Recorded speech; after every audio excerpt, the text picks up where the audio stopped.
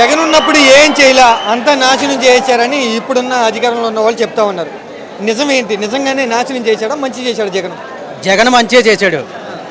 ఇక్కడ ఆ medical college లేదన్నారు, అది నిరూపించడానికి ఇప్పుడు వస్తున్నారు ఆయన. అంటే మెడికల్ కాలేజీ ఒక స్తంభం కూడా, బేస్మెంట్ కూడా వేయలేదన్నారు. ఇప్పుడు బేస్మెంట్ కాదు, స్తంభాలు వేశారు, స్లాబ్ వేశారు. అది ఇప్పుడు వస్తే మనకి ఒక ప్రైవేట్ కాలేజీ చేసేద్దాం అంటున్నారు. అదే ఇప్పుడు మన పేదవాళ్ళు ఉన్నారండి, అదే పేదవాళ్ళు కూడా ఇక్కడ గవర్నమెంట్కి అయితే 25 లక్షలు కడితే మెడికల్ కాలేజీలో సీట్ వస్తుంది అంటున్నారు. అదే ప్రైవేటీకరణ చేస్తే 75 లక్షలు పెట్టాలి. మానాట సామాన్యులు బతకగలమా? వైద్యం చాలా నాణ్యంగా ఉండిద్ది, తక్కువ రేటుకే వైద్యం అందిద్ది ప్రైవేట్ వ్యక్తులకి ఇస్తే అని చంద్రబాబు గారు అంటారు. అంటే గవర్నమెంట్ క్వార్టర్ రైస్ అయితే 5 రూపాయలకి వస్తుందండి, రైసు రూపాయికి ఇస్తున్నారు. మరి రైస్ బయట నీళ్ళు కొనుక్కుంటే ఎంత అవుతుందండి? కేజీ 50 రూపాయలు అవుతుంది కదా. క్వార్టర్ రైస్ గవర్నమెంట్ ఇస్తుంది కాబట్టి రూపాయికి వస్తుంది. అదే ప్రైవేటీకరణగా బ్యాగ్ కొనుక్కుంటే 50 రూపాయలు కేజీ అవుతుంది. మరి ప్రైవేటీకరణ తక్కువ రేటుకి ఎలా చేస్తారు?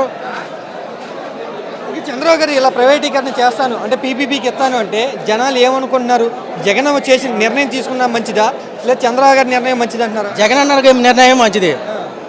జగన్ అన్న చేసిన పథకాలే ఇప్పుడు ప్రతి పథకం కూడా జగనన్న చేసిన పథకాలే ఇప్పుడు రన్ అవుతున్నాయి. మాట్లాడుకుంటున్నారు జనాలు జగన్ గురించి పిచ్చిగా మాట్లాడుకుంటున్నారు. జగనన్న చెప్పిన పథకాలన్నీ ఇప్పుడు చంద్రన్న వచ్చిన కొత్తగా పెట్టిన పథకాలు ఏమున్నాయండి? చంద్రన్న పెట్టిన పథకాలు కొత్తగా ఏమున్నాయి?